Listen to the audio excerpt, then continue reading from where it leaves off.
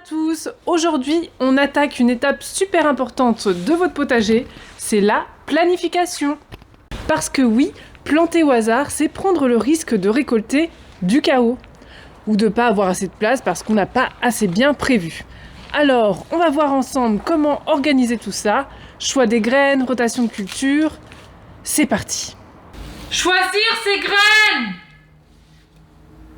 Bon bah là vous voyez j'ai quelques petits échantillons, mais j'en ai d'autres ailleurs, hein. J'en ai là, puis j'en ai encore là-bas, là-bas, là-bas, là-bas, là, et là parce que ça rentrait plus. Alors la première étape, quand on a tout ça, et ben on commence à trier. Bah oui parce que sinon vous allez plus savoir ce que vous avez, et puis surtout vous notez d'abord vos goûts, hein, parce qu'il y en a beaucoup qui se retrouvent à se dire tiens, je vais semer du chou, sauf que je mange pas de chou parce que j'aime pas le chou. Et ben c'est complètement bête. Donc d'abord vous notez ce que vous aimez manger en général. Et ensuite, vous triez vos graines. Vous regardez la date, vous vérifiez qu'elles ont encore un bon pouvoir de germination. Et vous regardez quand est-ce que ça sème ces petites bêtes là. Et vous prenez des notes.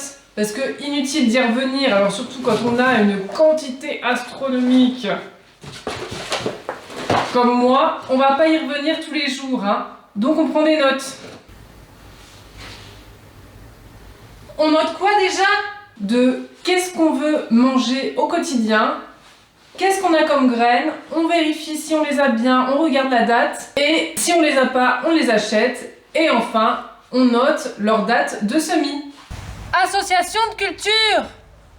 Et oui, vous le savez peut-être pas, mais il y a certains légumes qui s'entendent pas et d'autres qui s'entendent super bien. Alors voilà quelques exemples d'associations. Les carottes et les oignons, ou les poireaux ou l'ail. En fait, les carottes et la famille des Aliacées. Comme la carotte a une odeur forte, les poireaux, les oignons, l'ail aussi, eh bien ils repoussent chacun leurs mouches respectives. Donc ça, c'est très pratique.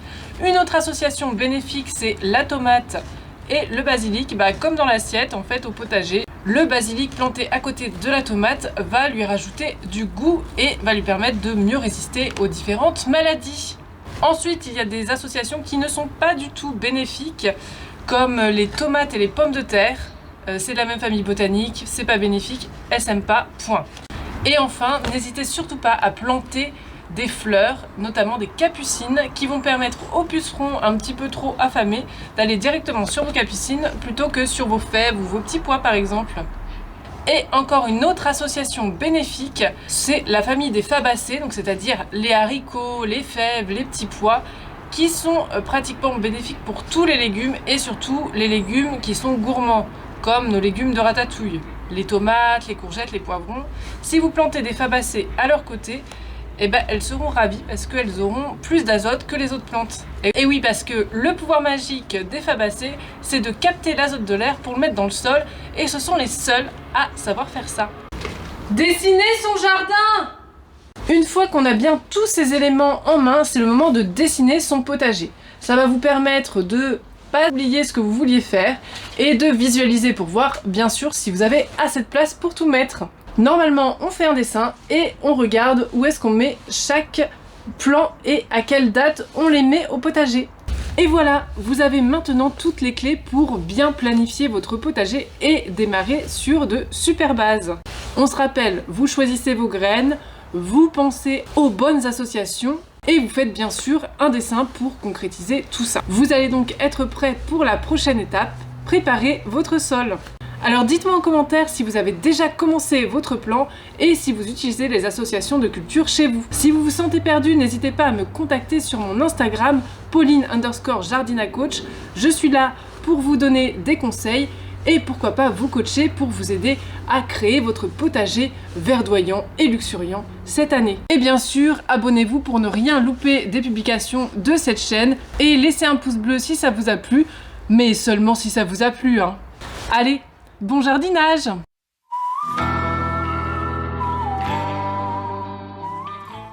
Bonjour à tous, aujourd'hui on attache, bon je sais pas ce que je dis, hein. Aujourd'hui on attaque. Voilà, donc là j'ai plus de batterie.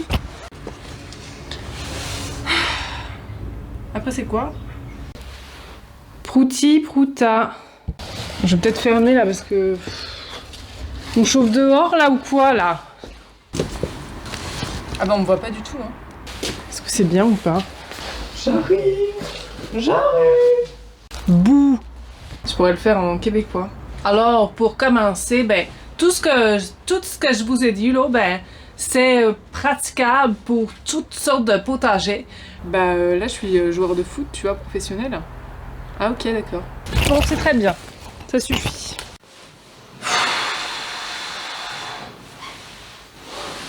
Fait qu'il y a plein de choses dans la vie qui sont absurdes et il faut continuer de potager, continuer de magasiner, continuer de jardiner. C'est important. Pauline, qu'est-ce que tu fais? Qu'est-ce que tu fais, Pauline, franchement?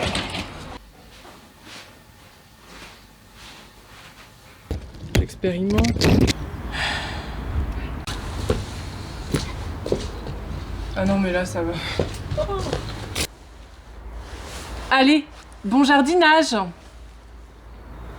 Allez, bon jardinage. Allez, bon jardinage. Bouh.